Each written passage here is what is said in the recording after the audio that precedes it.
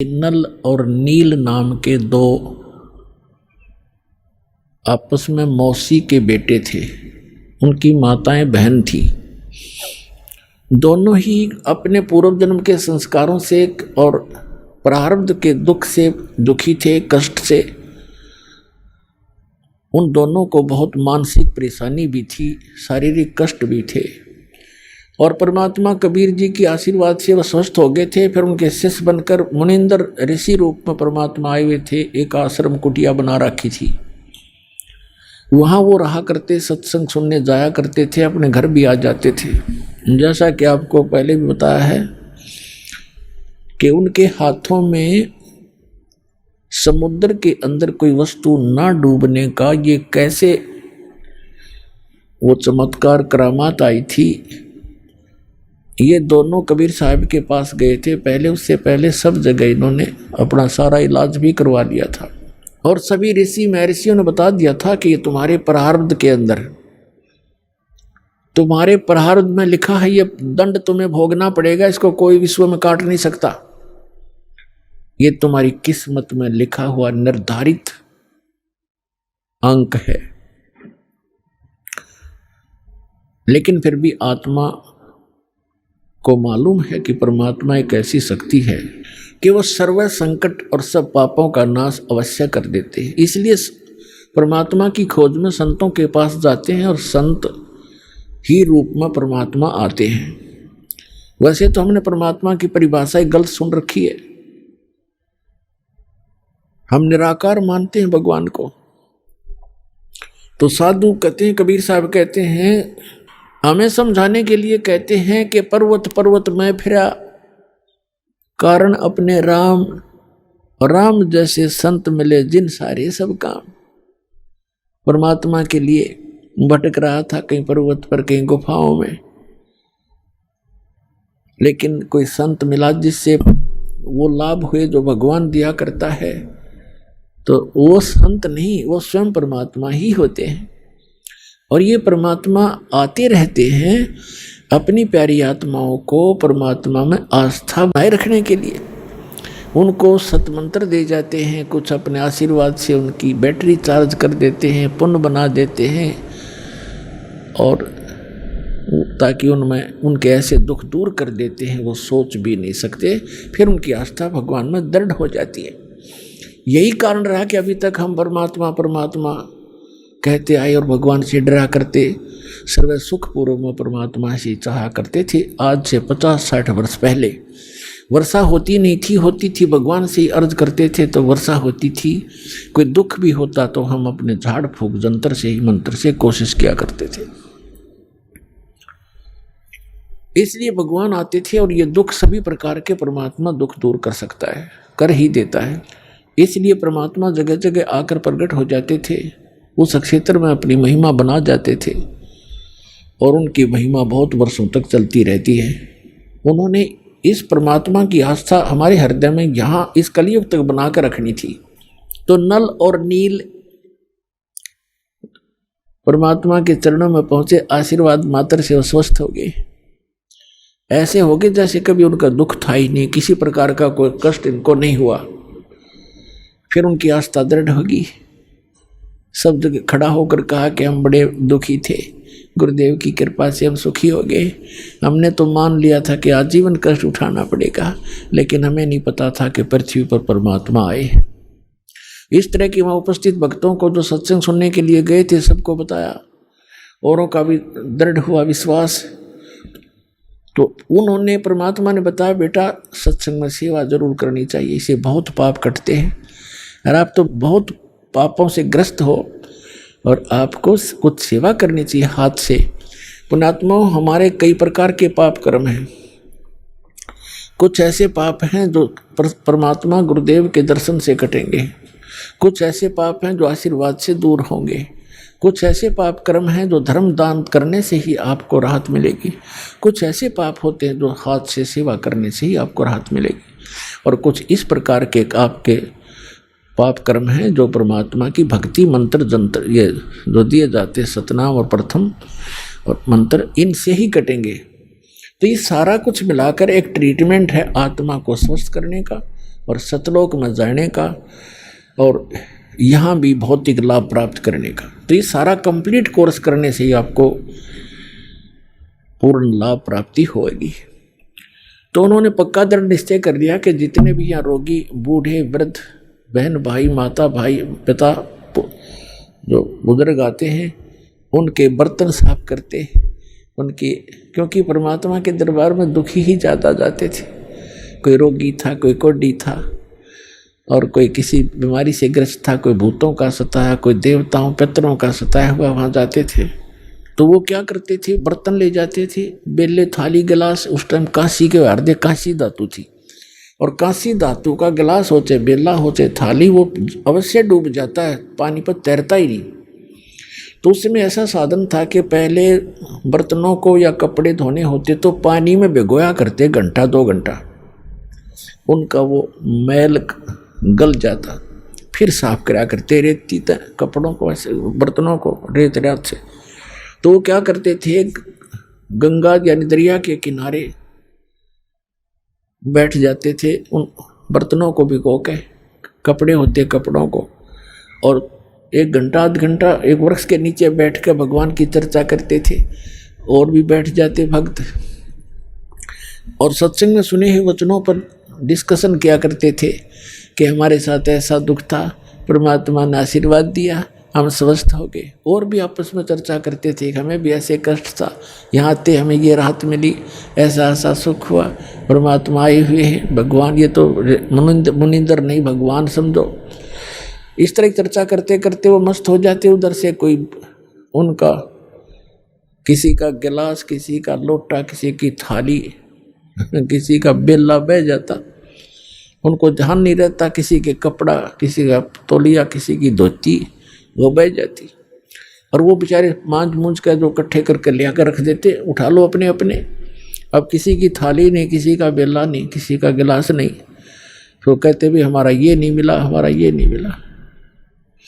तो कहते जी हम तो जितने ले गए थे उतने ले आए। तो और दूसरे जो भगत जाते थे सेवादार बर्तन साफ करने के लिए, वो बताया करते थे कि ये ध्यान नहीं देते, ये बैठ के गप्पे मारने लग जाते हैं और वो बह जाते हैं, इनको ध्यान नहीं रहता। तो उन्होंने आखिर में ये शिकायत परमात्मा तक पहुंचा दी कि जी आप अपने जो 2 भक्त हैं, ये इनको हमने मना भी कर लिया कि आप सेवा रहने दो, कि सेवा ना करो। हमारे तो गिलास कहाँ से लाए, इतनी दूर जंगल से गांव में जा करके, हम तो दुखी हो जाते हैं, हमने यहाँ 2-4 दिन रुकना है, सत्संग है। और ये मानते नहीं, रोने लग जाते हैं, कहते हैं आगे ठीक रखेंगे, ध्यान रखेंगे, और परमात्मा जी फिर भी ऐसे ही करते हैं। आप इनसे कहो कि ये हमारी सेवा ना करे, कोई और कर लेगा। उनको ये चिंता होगी कि गुरुजी के पास मेरी कंप्लेंट चलेगी हमारी, और कहीं हमें फिर वो आपत्ति ना आ जाए, गुरुजी रुष्ट हो जाए। चरणों में पड़ गए, बुरी तरह रोने लग गए, कहा भगवान हमारी सेवा ना छीनना, हमारी सेवा ना छीनना दाता, हम बिल्कुल आगे से बिल्कुल ठीक करेंगे, वे बहुत ध्यान रखेंगे।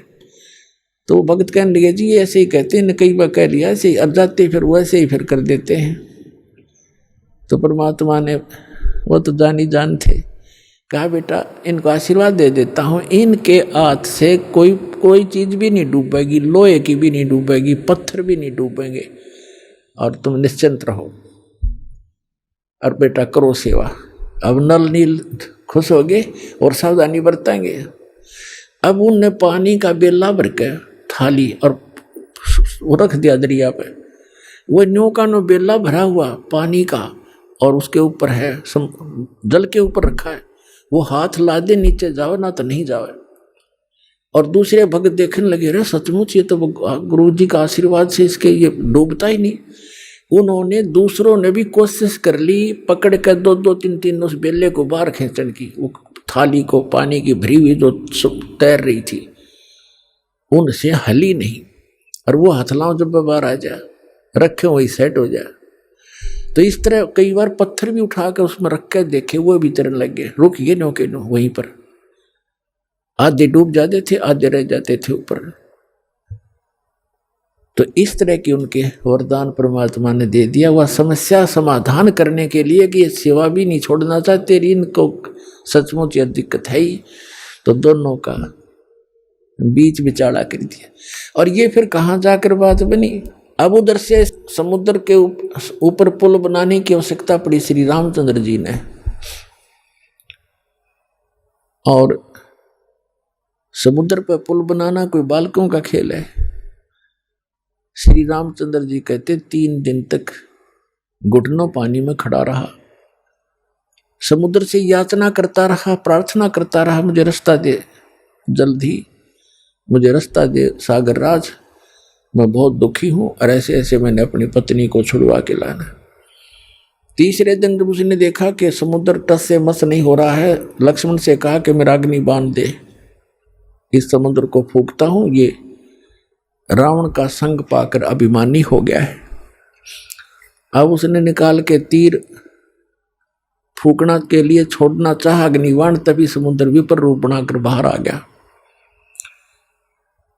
और भगवान श्री राम से कहने लगा कि भगवान ऐसा अनर्थ ना करो, यदि आपने जल को फूक दिया, मुझे फूक भी दिया, तो ये गड्ढा बन जाएगा, आप फिर भी सफल नहीं हो सकोगे इसमें से जाने के लिए, और बहुत बड़ा संसार बसा हुआ जीव जंतु, आपको पाप लगेगा।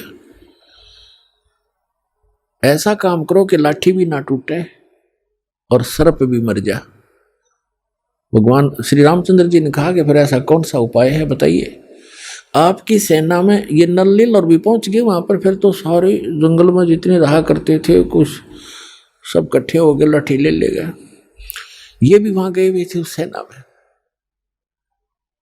कि विपर रूपधारी समुद्र ने कहा कि आपकी सेना में नल और नील नाम के 2 ऐसे कारीगर भी हैं, वह शिल्पकार भी थे, जैसे मकान बनाने वाले। 2 ऐसे सैनिक हैं आपकी सेना में, उनके हाथों में उनके गुरुदेव द्वारा दी गई ऐसी शक्ति है कि पत्थर भी तैर जाएंगे। कोई वस्तु नहीं डूबती, वो पत्थर रख, कोई चीज रख दें और वो तैरती रहती है, और चाहे उसके ऊपर कितना बलशाली व्यक्ति खड़ा हो जाए, वो डूबती नहीं, ताकतवर वजनदार। तो श्री राम ने कहा भी नल नील को बुलाओ। नल नील आए, उनसे कहा कि भी एक ट्रायल दो, अपनी कोई पत्थर रखकर दिखाओ, आपके हाथों में करामात बताई हमने, और हमें जरूरत है यहाँ पुल बनाने की। नल और नील दोनों अभिमान में आगे। ये महाराज जीव ने उसने सोचा कि यदि हम अपने गुरु जी को याद करेंगे, मंत्र जंत्र करेंगे, अपना मंगलाचरण, तो श्री रामचंद्र जी ने सोचेंगे ये तो कहीं भगवान की स्तुति करके इन्होंने शक्ति प्राप्त की है। यानी अभिमान आना था, ऐसे ही काम बिगड़ा करता है, किसी प्रकार भी हो जाए गड़बड़। उन दोनों ने उस दिन तुरंत पत्थर उठाए। अहम था उस दिन। उन्होंने वैसे तो पत्थर उठा कर रखे करते थे, कोई कुछ भी चीज रख देते। उस दिन उनके अंदर एक विशेष दोष था मन में, इसलिए फेल हो गए। पत्थर उठाए रखे, दोनों के डूब गए। अब उनको तो कॉन्फिडेंस था कि अवश्य तैरेंगे, और लाइट आ गए, फिर दूसरे भी डूब गए, फिर लाइट आ गए, वो भी डूब गए। अब श्री रामचंद्र जी कहने लगे, समुद्र की तरफ देख रहे थे, ये सोच, ये कहने, मानो ये कहना चाहते हैं कि झूठ बोल रहे थे। उसी से में उस विपर रूपधारी समुद्र ने कहा कि नल नील, तुमने अपना सतगुरु याद नहीं करे, उनको याद करो। तो उनका बात याद आएगी। फिर उन्होंने परमात्मा को याद किया, और वो तो आना ही था, क्योंकि श्री रामचंद्र भी दुखी, रावण का अंत आ लिया था, उसकी टिकट भी कटवानी थी। और वहां आए क्योंकि ब्रह्मा विष्णु महेश भी उसी के तो बच्चे हैं परमात्मा के। सूक्ष्म वेद में कहा कि राम कृष्ण सतगुरु सहजादे और भक्ति हेत न हुए प्यादे। उस परमात्मा के बच्चे हैं, ये भी सहजादे हैं, हमसे अच्छी आत्माएं हैं ब्रह्मा विष्णु महेश। तीनों देवा कमल दल बसे, ये ब्रह्मा विष्णु महेश, और प्रथम इनकी वंदना फिर सुन सतगुरु उपदेश। तो परमात्मा अपने बच्चों के दुख को देखता है। श्री राम के दुख को देखकर वहां पहुंचना ही था, और नहीं आते, क्योंकि नल नील का अगर से काम बन जाता तो उन्होंने आना ही नहीं था। उन्होंने रजाइयों बख्शी थी, पर हम कर्म ही ने बिगाड़ देते अपनी सारी कहानी को। तब देखा कि सामने परमात्मा आ रहे हैं, एक मुनिंद्र ऋषि आ रहे हैं। कुदरती नजर पड़ी सैनिकों की, उन्होंने कहा कि ये ऋषि जी आ रहे हैं, कौन है? नलनील कहने लगे ये तो हमारे गुरुदेव आ गए, देखो हमारी पुकार सुन ली। और इतने में परमात्मा निकट आ गए। नल और नील ने चरणों में प्रणाम किया। श्री राम और लक्ष्मण और सभी ने हनुमान तक आके उनके चरणों में नमन किया। तब श्री रामचंद्र जी ने कहा कि ऋषिवर, आपके इन बच्चों के हाथों में आज वो शक्ति नहीं रही, मेरा दुर्भाग्य है, और मुझे आवश्यकता है कि समुद्र पर पुल बना के मैं लंका में जाऊं। रावण सीधी बातों से नहीं मान रहा, उससे युद्ध करना पड़ेगा और सीता को छुड़वाऊं। भगवान दया करो मुझ पर। जब आप अपने बच्चों को, अपने शिष्यों को शक्ति दे सकते हो, मेरे पर भी दया करो, कोई वरदान दो, मुझे भी मेरा ये कठिन कार्य सुलभ करो। तो परमात्मा ने कहा कि अब इनके हाथों में यह शक्ति रहेगी भी नहीं, क्योंकि इनके अंदर अभिमान छा गया। अब परमात्मा कहते हैं कि जैसे माता गर्भ को रखे यतन बना और ठेस लगे ते अक्षीण होए, तेरी ऐसे भक्ति जावे। जैसे किसी बहन को, बेटी को गर्भ रहा हो, अब वही जानती है उस गर्भ की कीमत को। रात्रि के समय भी, करवट लेते समय भी ये सोचती है, भगवान कहीं मेरे बच्चे के दाब ना लग जा। रात को भी ऐसे चिंता से उठकर बैठती है, कहीं करवट ना ले ली गई हो। ऊंचे नीचे में पैर रखते समय भी सोचती है, कोई वजन उठाती है तब भी ध्यान रखती है, ताकि मेरा गर्भ रूपी लाल सफल हो और मुझे बच्चा प्राप्त हो। तो परमात्मा कहते हैं ऐसे आपको जिस दिन से मंत्र प्राप्त हुआ है, उस दिन से आपकी आत्मा के अंदर भक्ति रूपी ये लाल गर्भ प्रारंभ हो गया है। और इसको इतना सतर्क रहना पड़ेगा, आपने इसको ऐसे रखना पड़ेगा जैसे माता गर्भ को राखे यतन बना और ठेस लगे तो अक्षीण होए, तेरी ऐसे भक्त नस आवे। तो उन्होंने भक्ति नाश किया, गुरु जी की से आस्था हटी, अभिमान घर कर गया। अभिमान इस जीव का सबसे बड़ा शत्रु है।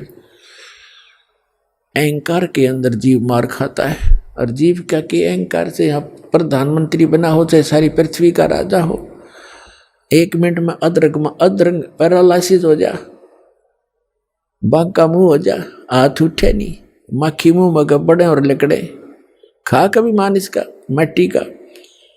तो हमारे को कालना अज्ञान से इतना मूर्ख बना दिया कि हम इस मिट्टी का भी मान कर लेते हैं, अपने को सुपीरियर मानने लग जाते हैं।